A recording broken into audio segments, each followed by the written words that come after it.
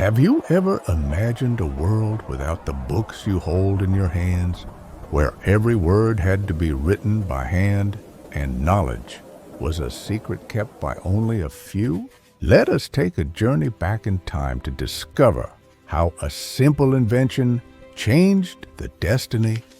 of the human race forever. Our story begins not in the factories of Europe, but far away in East Asia, in China, where for centuries the art of printing was born through wood blocks, where skilled craftsmen carved characters into wood, dipped them in ink, and pressed them against paper to create the earliest accordions of knowledge, like the Buddhist Diamond Sutra. This technology traveled across the ocean to Japan, where artists created beautiful ukiyo-e prints capturing floating worlds of urban culture, tea houses, and artists, making visual art accessible to the common people.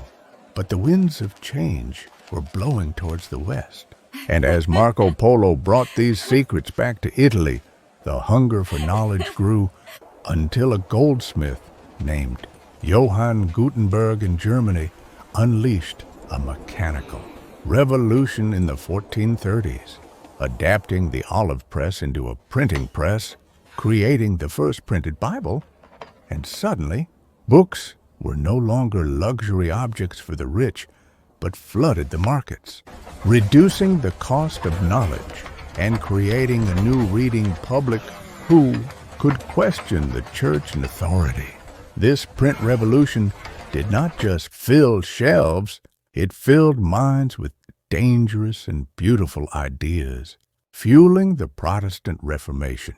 where Martin Luther wrote 95 Theses, challenging the church, and later, the print culture created the intellectual atmosphere for the French Revolution, proving that the printing press was the most powerful weapon of the modern world. Now, let us shift our gaze to the mystical land of India, a country of ancient wisdom where, before the age of print, knowledge lived in fragile manuscripts written on palm leaves and handmade paper, beautiful but delicate, hard to carry, and limited to the elite upper castes, leaving the common masses to learn only by listening. The silence was broken in the mid-16th century when Portuguese missionaries brought the first printing press to Goa, but it was the arrival of the English East India Company and the bold James Augustus Hickey, who began the Bengal Gazette, a commercial paper open to all but influenced by none, that truly sparked the era of newspapers in India. As the 19th century dawned, the press became a battlefield for religious reform, where Ramohan Roy published the Sambad Kaumudi to challenge orthodox practices like sati, while Hindu orthodoxy fought back with the Samachar Chandrika, and across the land,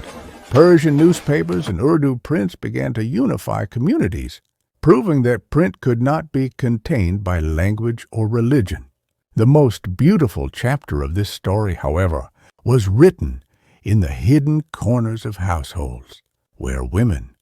largely forbidden from education, began to read in secret, like Rush Sundari, Debbie, who taught herself to read in the dim light of her kitchen and wrote her autobiography, Amar Jiban, shattering the silence of generations of women. The power of print also gave a voice to the poor and the oppressed, with Jyotiba Phule writing Gulamgiri to attack the caste system and B.R. Ambedkar later using his pen to fight for justice, making the library a temple for the working class. But empires fear free thought, and as Indian nationalism grew and newspapers began to criticize British rule, the colonial government imposed the vernacular, Press Act in 1878 to censor and silence the native press. Yet, despite the confiscation of presses